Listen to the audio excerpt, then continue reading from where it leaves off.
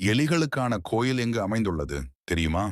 இக்கோயில் ராஜஸ்தான் மாநிலத்தின் தேஷ்னோக் எனும் ஊரில் கர்ணி மாதா என்ற தாயாருக்காக ஒரு அதிசயமான கோவில் உள்ளது. இக்கோவில் எலிகளின் கோவில் என்றும் அழைக்கப்படுகிறது. பல நூற்றாண்டுகளுக்கு முன் கர்ணி மாதா என்ற பெண் ஒரு நாள் அவளுடைய மகன்களில் ஒருவர் ஆற்றில் மூழ்கி இறந்ததால் மிக துயரத்தில் ஆழ்ந்த கர்ணி மாதா யமனிடம் சென்று தனது மகனின் உயிரை மீண்டும் தருமாறு கேட்டார். யமன் மறுத்ததால் கர்ணி மாதா தெய்வீக சக்தியை வெளிப்படுத்தி அவள் வம்சத்தில் உள்ள அனைத்து மனிதர்களும் இறந்த பின் மனிதராக அல்ல, எலிகளாக மறுபிறவி எடுப்பார்கள்.